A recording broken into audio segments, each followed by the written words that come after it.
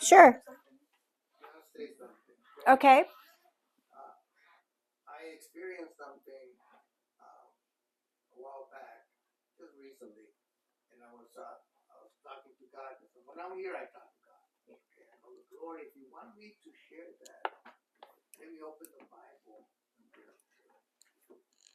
I open the Bible and the brother right there. So I guess he wanted to share. So it's like this. And he was teaching them this Jesus, okay? And he was teaching them many things in parables. Okay? Some of us sometimes need a word. You know how a picture tells 1,000 words? Sometimes, parables just we put it out there, very, very simple. And he said to them, listen, behold, the sower went out to sow. And he sowed some seed. And as he sowed, some seed fell along the path, and the birds came and devoured it. Other seed fell on rocky ground, where it did not have much soil. And immediately it sprang up, since it had no depth or soil. And when the sun rose, it was scorched. And since it had no root, it withered away. Other seed fell among thorns. Other seeds and the thorns grew up and choked it, and it yielded no grain.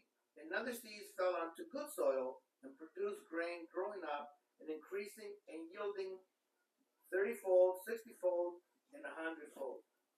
And he said, "He who has ears to hear, let him hear." So I wonder sometimes. I go, if I challenge that or me, is this, what kind of soil are you? Well, I am the good soil, right? Because we're here, we're praising God, we're singing, I'm in church, okay, and I help out. Well, the Bible says right here, you go out into the field right here, and the soil is like all together, right? It's not like put them in parcels. This is good soil, that's bad. It's all together. Well, the same thing with the heart. The heart is surrounded with the same soil. Good soil, bad soil. It depends on what kind of soil we're operating in that day. Some days we feel more forgiving. Some days we feel more spiritual. But there's other days when we're operating on bad soil. It's the same soil. It's how we cultivate it. It's how we nourish it. It's how we water it. But the heart is just so deceiving sometimes. And so we got to remember that. We got to remember that when we're here, when our mind is somewhere else, okay, put it away. Because God honors where your heart's at. Okay? We can fool everybody. But we can't fool God. So I just wanted to share that with you. That's good. Thank you. What's the condition of your soil? Are you fertilizing it? Watering it? Some days you just want to be rocks. So, okay. That's good. That was good. 23?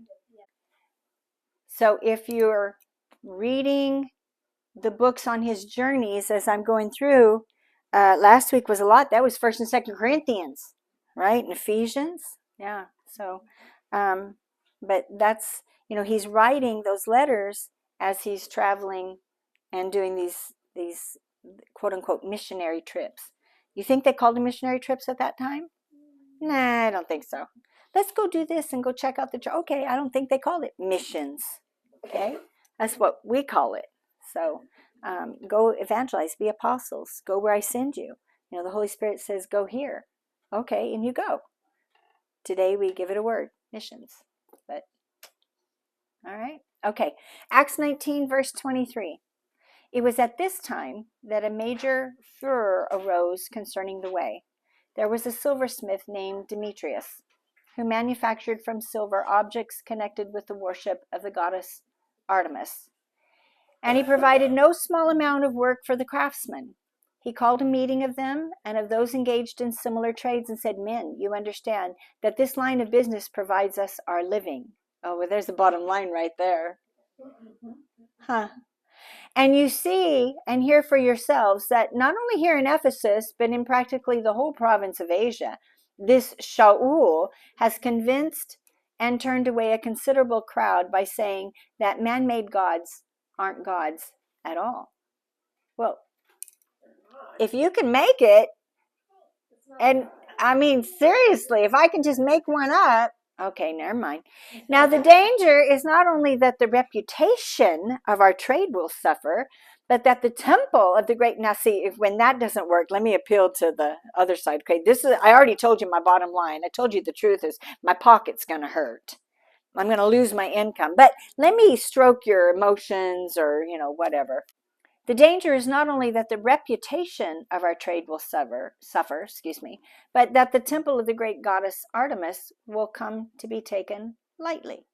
Like what? Trivial, unimportant. Oh, that's nice.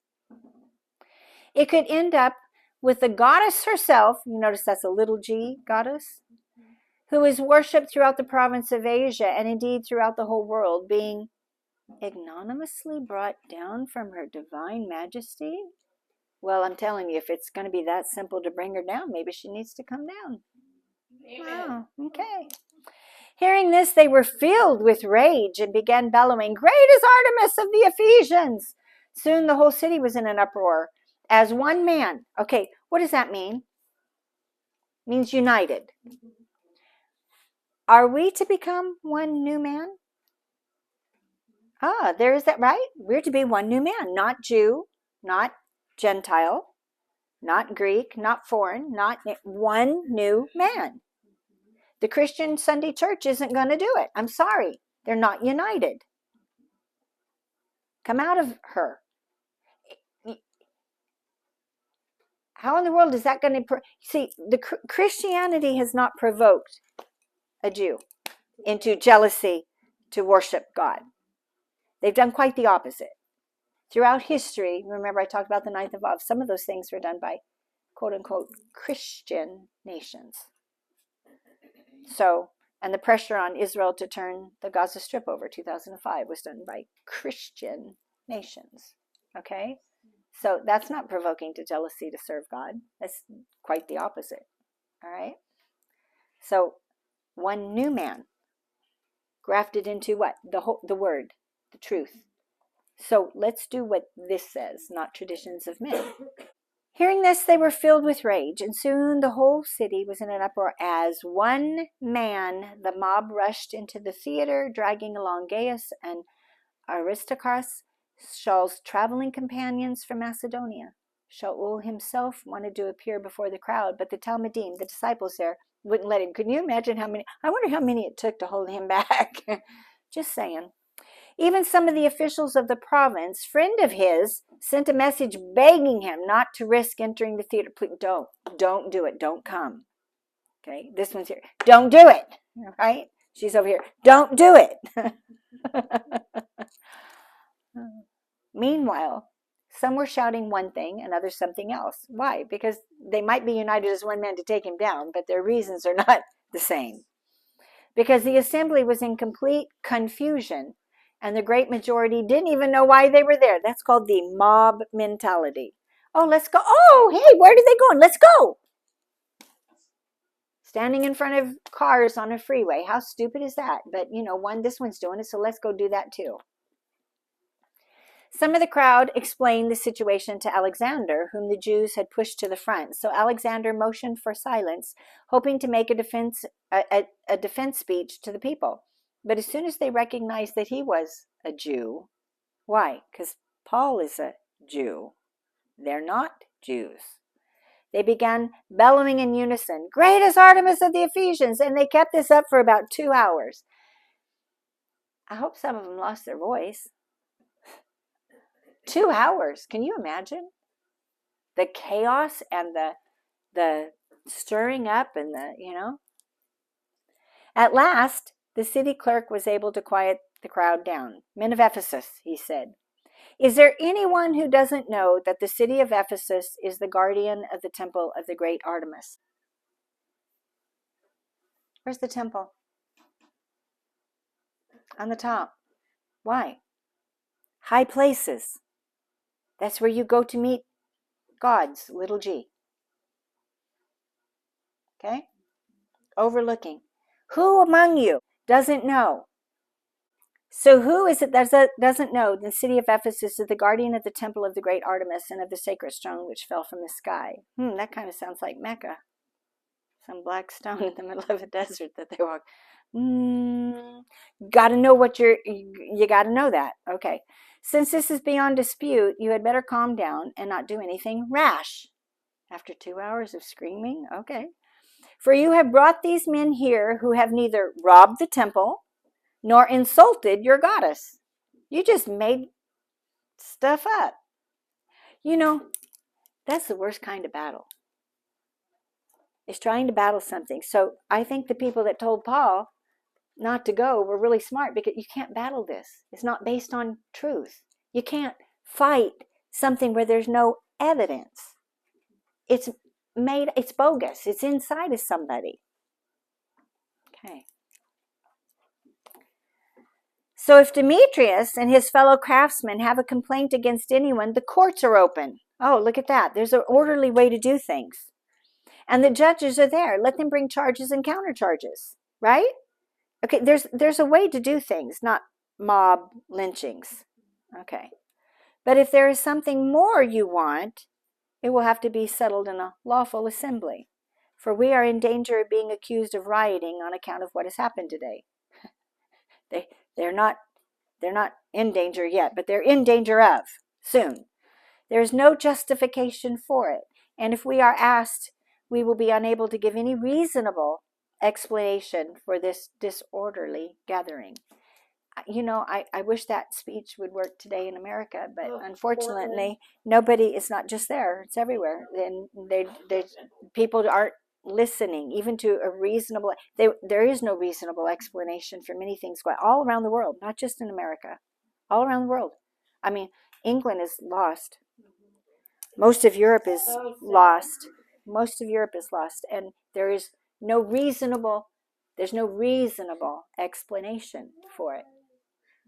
And with these words, he dismissed the assembly. After the furor died down, Shaul sent for the Talmudim and encouraged them, and then took his leave and set out on his way to Macedonia.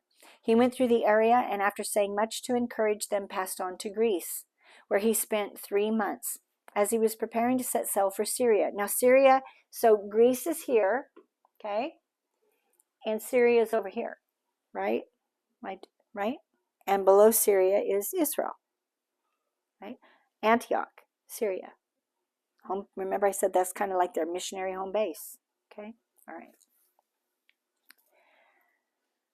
As he was preparing to set sail for Syria, he discovered a plot against him by unbelieving Jews, meaning unbelieving of Yeshua, okay, of the way. So he changed his mind, he's not unreasonable, and decided to return by way of Macedonia.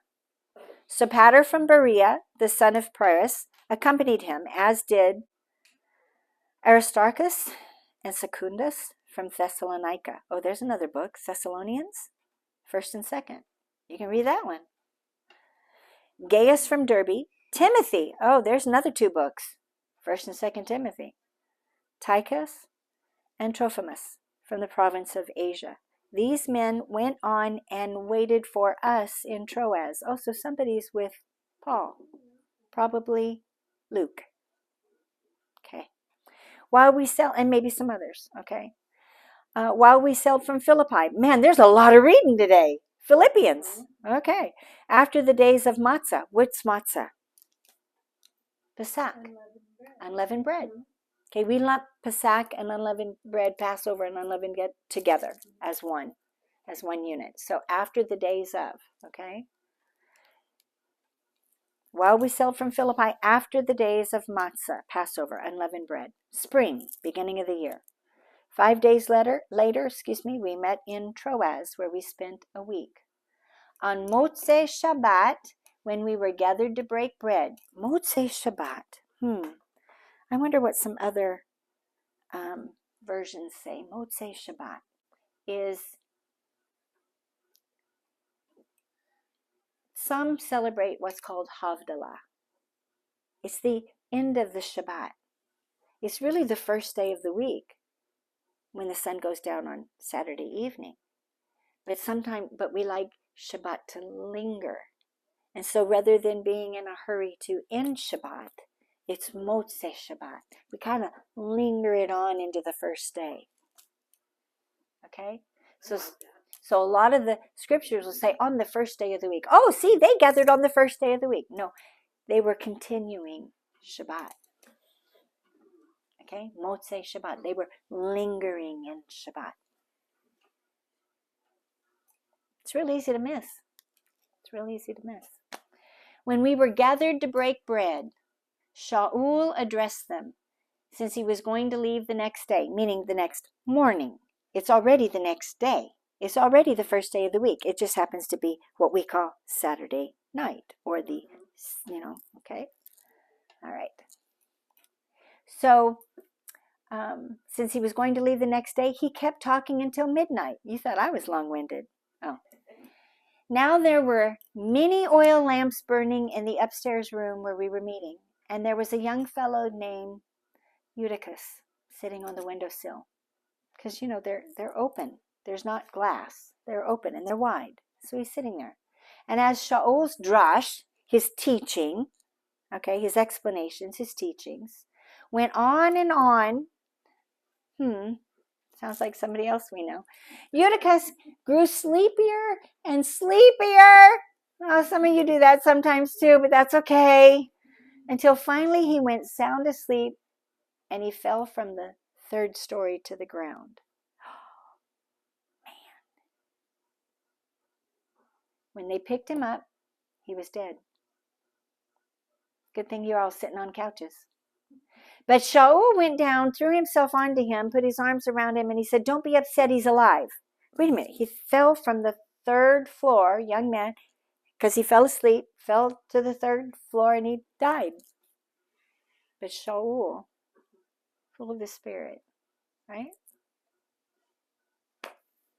And all he did was threw himself onto him, put his arms around him, and said, "Don't be upset, he's alive." He didn't say, "Come back to life." He didn't say, "Breath come." He didn't say, "In the name of." He's alive. Don't be upset, he's alive. And then he went back upstairs, broke the bread and ate, and he continued talking. Are you kidding me? He continued talking. Okay, whatever. With them till daylight, and then he left. So greatly relieved, they brought the boy home alive. I think his mama was pretty relieved too. Yeah. We went on ahead to the ship, and we set sail for Issos, where we were planning to take Shaul aboard. He had arranged this because he wanted to go there by land. So see, he's traveled sometimes by land, sometimes by they had a boat for him to go on, a ship right in the Mediterranean, but he chose to walk.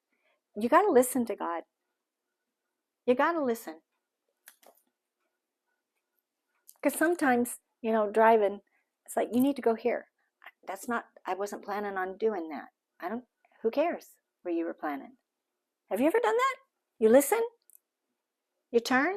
I can tell you there's been many times I've missed accidents and stuff because I listened. Go this way. That's not the way I normally go. I don't normally go this way, but I'm going. No, well, that's not the way I normally go. Keep going. It's attitude.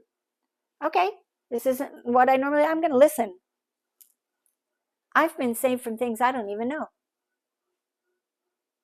I've also been brought to people I would never have encountered. Okay? It's not about you. But I want. So what? Okay.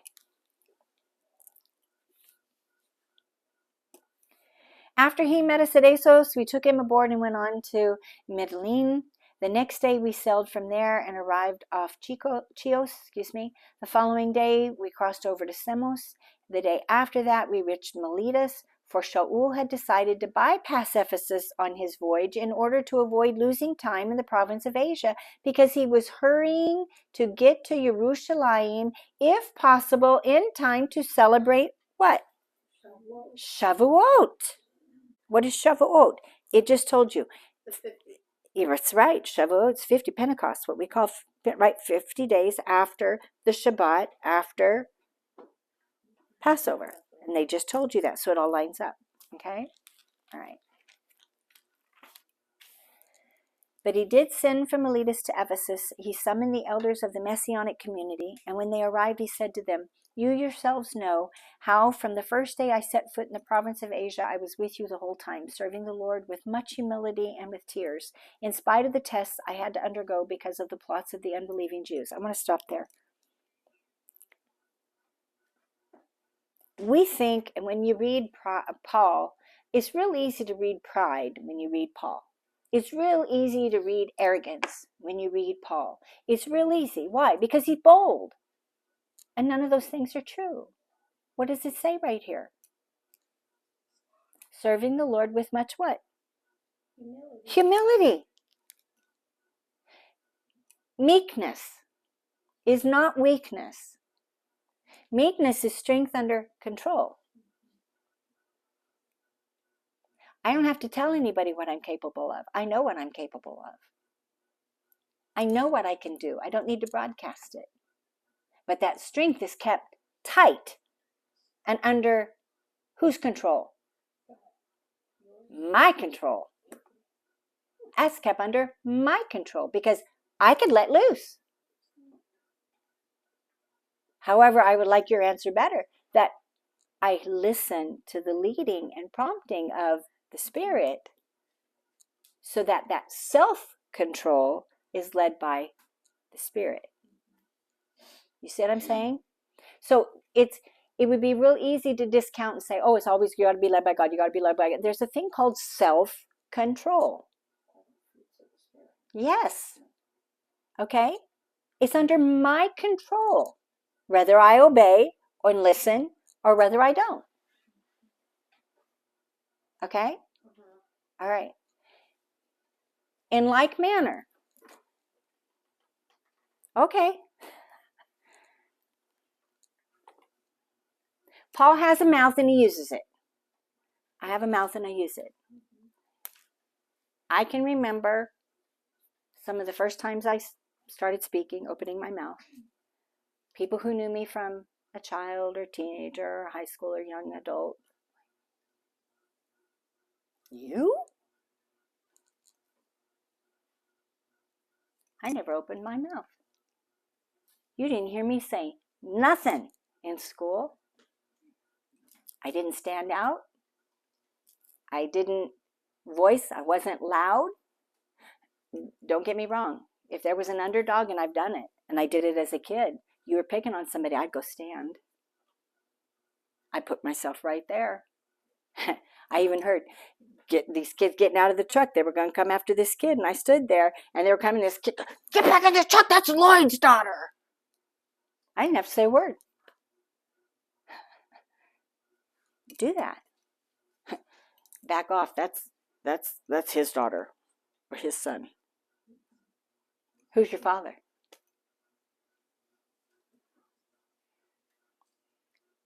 But the things that he's led me through, the things that Paul went through, the beatings, the encounter that he had with him going into Saudi Arabia, the rejections, those things made him who he was. He was a zealot. You know, we never hear about him speaking. We hear about him doing until here. So the things that God has brought me through, the fires, the testings, don't ask me to be quiet. You're asking me to be contrary to what he's asked me to become. Can't you tone it down a little bit, Sherry? Nope. Nope. Nope. But you're going to ruffle feathers. That's their feathers, not mine.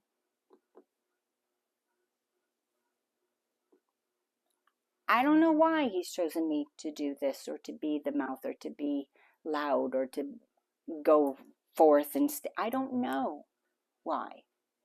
But I'm not going to question him, and I'm not going to waste all the things he brought me through and trained me through. Those were some horrendous things to walk through and to be trained by. And so if through that, this is what he's trained me to do, that's what I'm going to do.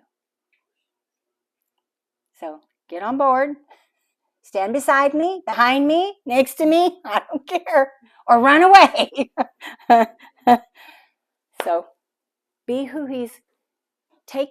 Let him take the circumstances that you've gone through. Remove the things that shouldn't be there. Change. Transform the things that should be. Allow you to become who he wants you to be. Was it always fun? No. Were the lessons great? No. Does it cost? Yeah. Is it lonely? Where I am sometimes, yeah, it's really lonely. Really lonely.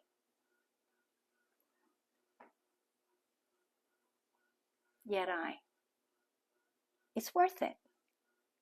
It's worth it. He has a plan and he has a purpose. And I'm not going to say, oh, pass me by. Can you go somewhere to... No. Hineni. Be all in. Okay? He's asking you to do some difficult things because some difficult times are coming. You got to sharpen up. We got to grow up. I don't care how old we are. We should all have a ministry. Yes. We can't all be Paul. No. We can't all be Sherry. We Nope. can't all be Billy Graham. But the person to share the gospel with Billy Graham is never mentioned. That's right. But God's got a special place for him. And it's not about... It's about picking up the fight. Even in a small arena. Be faithful to what he's called you to. Be faithful to what he's asked you to do. We don't hear about some of these folks that have traveled. Not all of them. We don't. You don't think they have great purpose in ministry? You don't think they had it? But what if Apollos had said no? What if Priscilla had said, I'm a woman and people frown on women and women can't teach?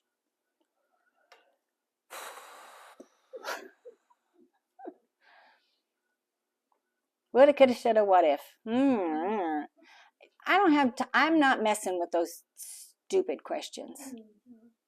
Okay? You got a problem, it's your problem.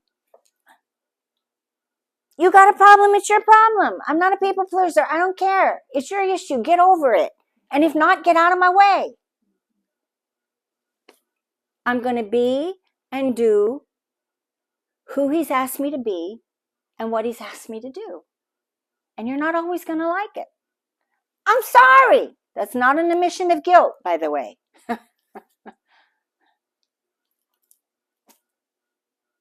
People are going to misunderstand you. People are going to talk bad about you. People are going to make crap up. That's not the word I thought of. You all know that. But whatever. They're going to make crap up about you. So what? Don't go defending it. Don't answer it. Don't try to correct it. Don't say, oh no, you misunderstand. Not your problem. Let them misunderstand. Let them make it up. Who cares? Leave them alone. God will deal with them. You keep doing what you need to do. You keep being who you're supposed to be. Regardless. Does it hurt? Yes. Does it sting? Yes. Does it go dead like the picture? Yes. Parts of you are going to die. But he's not going to take anything away that he's not going to give you something better. And at times, when you're not here and you don't see the tears and you don't feel my hurt and the pain that I go through and the loneliness and the hard and you're not here to see that. You only see this. You're going to go through it. Don't walk away from it. Don't run away from it. That's where you're going to grow. That's where you're going to be stronger in him. That's where you're going to go, okay, I don't get it. I don't like it. It's not what I wanted. I'm all in. Where you lead, I will follow. Where you show me to go, I will go. When you tell me to open this mouth and get me into trouble, I'm going to open my mouth and get in trouble.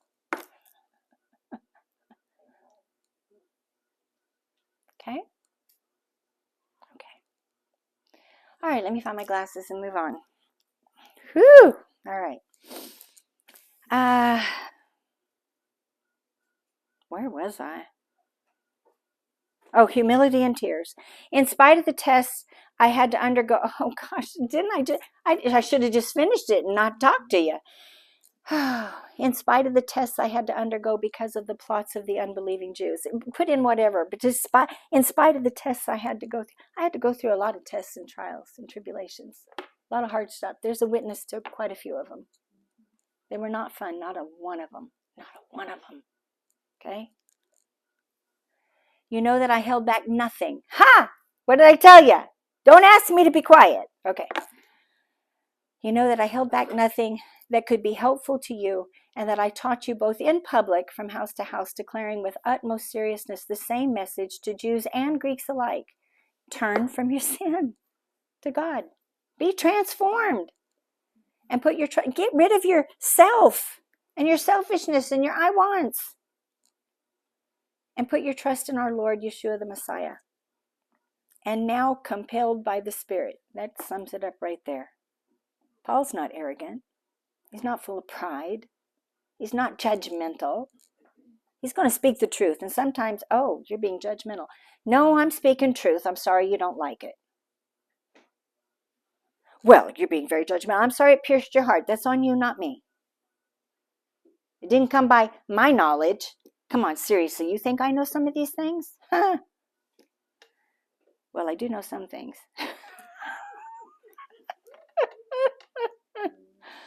All right, whatever. Now, being compelled by the Spirit, I'm going to Jerusalem. I don't know what will happen to me there. He's got an idea, but he doesn't know exactly. Okay? I know, I read Revelation, I know what's coming, but I don't know exactly. Other than that, in every city, the Ruach HaKodesh, the Spirit, the holy breath of God, keeps warning me that imprisonment and persecution await me. Is this a warning meaning, hey, warning, danger, don't go? No. Warning, danger, yes, be prepared. Okay, that's what I'm trying to tell you. Be prepared, it's coming. Be prepared, it's coming. Coming faster than we've ever known in our lifetime. But I consider my own life of no importance to me whatsoever. That kind of sums up what I've been saying. See, if I valued my earthly life, I would be no heavenly good. That's the exact opposite of what we were told, wasn't it? Oh, you're too heavenly minded for any earthly good. No, I think you got it backwards. I think you're too earthly minded for any heavenly good. Thank you. Just because people say it to you, don't take it. Don't let them label you. Don't let them put you and say, oh, you're just Don't talk to the hand, talk to him.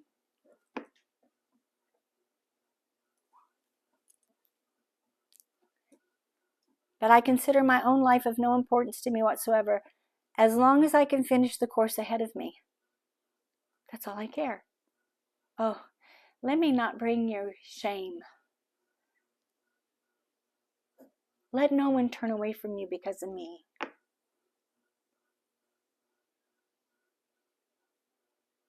I don't want you disappointed in me. That's what I used to, I didn't want anybody disappointed in me because of my father, who my father was, my earthly father. I didn't want to disappoint him. Now I don't want to disappoint my heavenly Father.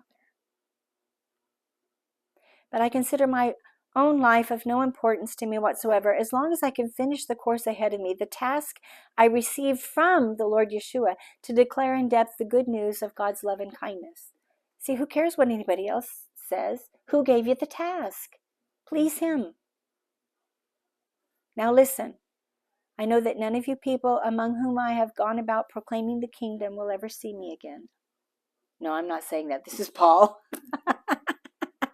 Yes, I know I'm going to Israel. I'm coming back. I got the return ticket.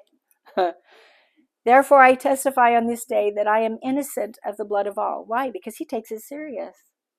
It's funny because the other day, I think it was yesterday actually, Al had said something to me about, jokingly. I mean, we talking about something about not talking or, say it quieter.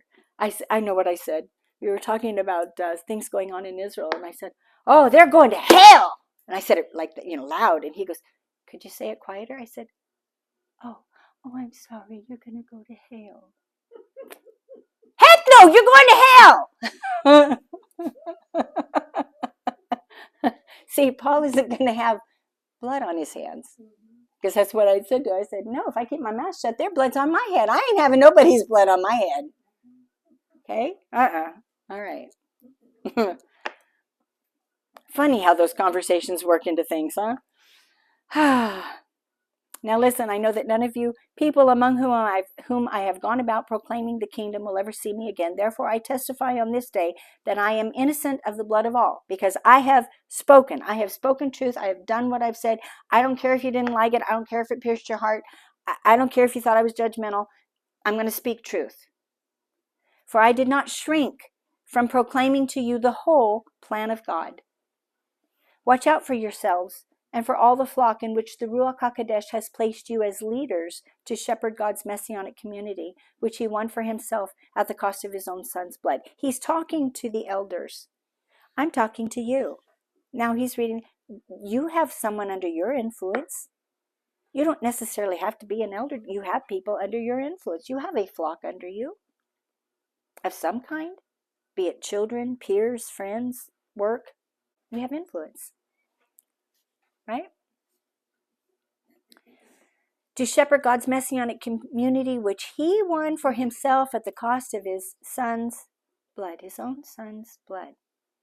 I know that after I leave, savage wolves will come in among you, and they won't spare the flock. Now here's the thing. Let me finish. Even from among your own number, men will arise and teach perversions of the truth in order to drag away the Talmudim after themselves. Stop right there.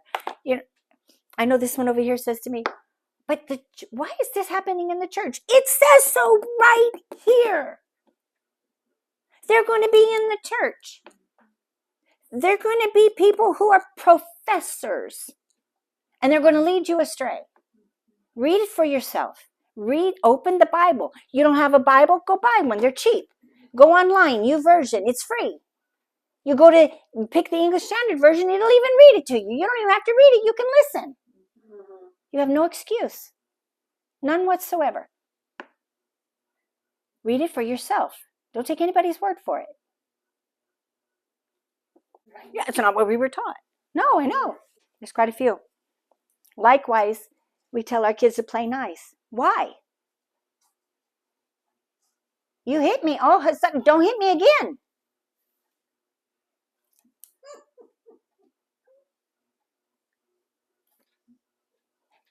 Because if we don't teach them to respond correctly, yeah, you can turn the other cheek. Yeah, you can forgive. But you're not a doormat. And not everyone has authority over all children. Not every man has authority over all women.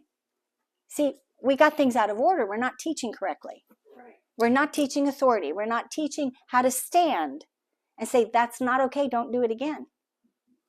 The turn the other cheek would be like, when I play racquetball, sometimes they hit you, but not intentionally, because you stand in front of the ball. And that's what that means. Hey, it's okay if it's part of the game. But if they target you, someone does something intentionally, and says, hey, next time you do that, no. You're gonna feel crap. No, okay, dude, don't do it. Turn the other cheek. Don't do it again. I know what you did. Don't do it again. That's turning the other cheek. You do it again? Okay. But isn't it is if somebody is trying to like jump you or something in a parking lot, you have every right to wallop them with your purse. That's not turning the You other know, cheek. wait. I ain't using my purse.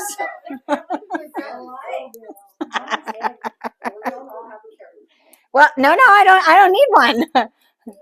That's right. You don't, but I do. I don't. But you have a right to defend Absolutely. yourself against Yes. attack because we have a right to try and preserve our own But life. see, we don't teach that. Otherwise, the Holocaust. How about the people who hid people in the Holocaust and lied? Lying's a sin. No, not to preserve life. What is the intent of the heart for the lie? Let's read it for what it says. Let's look at what it really says, not just the surface of it. You don't think I'm going to defend that one over there? I'll take you. You come at that little one over there. I'm taking you down. There's not even a turn the other cheek on that one. Right. I'm not even going to give you a chance to make the first blow. I see it coming. Don't mess with her. So why don't we teach her that? Why don't we teach this one that? To defenders, we don't want you abused. We don't want anybody taking advantage of you. And we will cry out to them. Oh yeah, we will. You remember that Lion Cub picture with the mom and the you remember the nanas behind it? You got a whole bunch of them. God recognizes we need to teach correctly in everything. It's coming. We need to be wise and discerning. We need to teach that in not just physical. Right. But, emotional, mental, physical, spiritual. We need to teach truth and stand on truth. I can respectfully disagree. As a child, I forgot that there was this one movie. It was a true story about a young man whose father died, and he did the Iditarod, or was that how you say it? Iditarod. Thank you, Iditarod. And he was up against adults, and they played dirty, and they were out to get him. And one of them was going out, literally trying to take him out. I respectfully disagree. I see who you are and you're my elder, but don't come at me. Don't. You see what I'm saying? We need to teach that. We need to teach that. How did we get there from Paul? I don't know, but that's what we need to. Meekness is not weakness. And you still have to forgive and you still have to show deference. Okay? But we need to start teaching it to the little ones. Okay, I know you're upset. I tell this one, I know you're upset with me. I know you don't like it, but this is what we're going to do. Would you like to talk to me and tell me why? What do you want? Why? And I give her a chance to explain so she learns how to express. Because she needs to. Okay, it's a two-way street. You got to, in order to train them, you got to allow them and give them the right to speak. Not just no because I said no. Now, do I say that sometimes? That's right. Yeah, but not to argue, but let's have a conversation. Let's talk about this. We're still going to do this, but tell me okay, we're going here. This is what we're going to do. But why do you want to do this? Talk to me. Let's explain. And so maybe there might be some compromise. Oh, okay, how about we do this and then we'll do that? You see what I'm saying? Let's learn to communicate. Let's learn to stand. Let's learn to be strong, and let's train them correctly. Not to be doormats, not to be abused. Scripture says, yep, reason together. Okay? God, this week, why? It wasn't how come? I don't want to do that. Why? It was I don't understand why. Different. Different. It's the intent of the heart. We need to learn to do that and be real. We need to learn to be honest and true. Okay? That's what we need to do. And Paul was that. He was not judgmental. He was not arrogant. He was not full of pride. He knew who he was and he stood on it. There's nothing prideful about that. We talked about this. No, it wasn't me. It was to me. God gave me that ability. Thank you.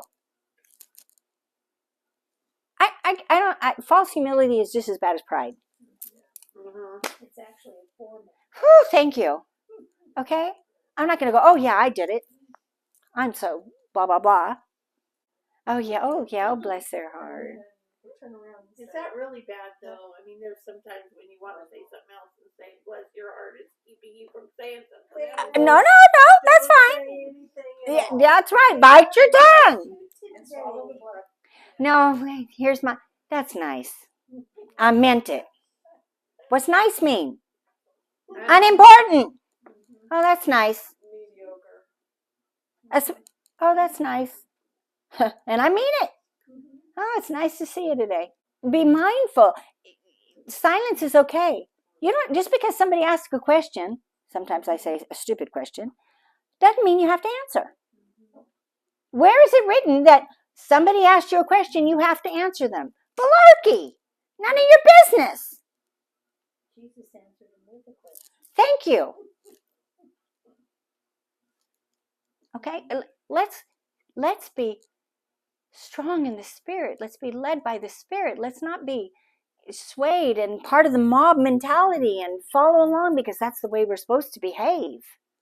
That's the way everybody else is doing it. Oh, okay. God breathed life into you as an individual, part of a body, but an individual. Let me tell you, the liver doesn't do what the kidney does, and the kidney doesn't do what the right toe does. They are individuals, you understand? Individual pieces and parts together. Together we form a body. Don't conform to anyone else or anyone else's expectation or image of who God is calling you to be. Be transformed. Okay. Wow. How did we get there? Dare to be different. Thank you. I like that. Dare to be different. Well, no, because they've been indoctrinated. And they've been indoctrinated in public institutions of any kind that everything is everybody's business. Oh, well, I don't understand. But guess what? You don't need to understand. Yeah. Yeah. You don't need to know why I am the way I am, or what I've gone through. I'm not casting my pearl. Change the way you see it. Don't cast your pearls before swine. They'll crush them. And then what you went through was you get annihilated all over again for nothing, just to satisfy somebody's curiosity. And they just go on, and it didn't matter anyway. Oh, I get it now. I don't care. Okay. That depends on well, you know the person too. Well, it depends on their intent. Well, I mean, I think because I'm somebody that wants to know all the details. Okay, it's like when my aunt she would have to go to the hospital. Okay, I want to know the details. I want to know what they said, what they did. But intent. Why? Because you legitimately care and are going to do something about it. It's intent. Other people just want to know just because they want to know, and then when they understand it, oh, okay, and then move on and go on, and it was nothing. It's intent. Okay, it's the intent of the heart. You've got to discern. Busybodies. That's yes. Because they care. No. Right. Okay. Different intent. Yeah. Okay. Also, in some families, information is a form of power, and those who have no information have no power.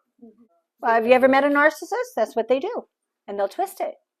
They'll use it against you. Absolutely. Absolutely. All right. Okay, let me finish this one up. I know that after I leave, savage wolves will come in among you, and they won't spare the flock. I'm telling you now, we don't have any here. But they're in the quote-unquote professing believers everywhere. Even from among your own number, we have had men will arise and teach perversions of the truth in order to drag away the Talmudim after themselves. After my truth, after what I believe, after my perversion. Well, it says this over here. You know what? This is enough. This is enough. You don't need the other books. You don't need books that only have one author and no second witness. You don't need something. I don't care if it was found in the Dead Sea Scrolls. That didn't mean they adhered to it. That didn't mean my library. I have books that I don't adhere to too. I have books that and things that I don't espouse and don't teach. I have it there for knowledge to learn and to see and to understand. I have mythology books. Do I believe in all those mythologies? No. You understand what I'm saying? Mhm. So just because they found it there doesn't give it legitimacy. Thank you, sir. Appreciate it. So, why open and read and study these extra books? Know this one first. It's enough. Everything. You know what? Even if you didn't have the New Testament, Paul explained everything. Didn't I tell you last week? What did he explain? They explained out of what? The Tanakh, the Old Testament. Salvation is there. Okay. So you don't need, oh, did you hear? Oh, and this and this. No. Let the Holy Spirit be the Holy Spirit and go to what we know is true. We know is true. All right. Wolves. Okay, let me get back to the wolves. And they won't spare the flock, even among your own number. All right. So, verse 31, stay alert. Remember that for 3 years, night and day, with tears in my eyes, I never stopped warning you. I'm warning you. It's coming. Okay. Do I cry over y'all? Yeah? I pray over y'all? Do I rejoice with you all? Yes, I do. And now I entrust you to the care of the Lord and to the message of his love and kindness, for it can build you up and give you an inheritance among all those who have been set apart for God. I'm going to stop right there. That's where we're going to stop today. Okay? Be set apart for God. Be gold. Oh, but gold is refined in fire and testing. Don't let those testings, with my oyster, piece of sand gets into it, right? And it rolls it over and over and over and over until it becomes smooth. And the longer it's there, God didn't remove it, it's still there. The longer it's there, it becomes smoother and smoother until it's really pretty.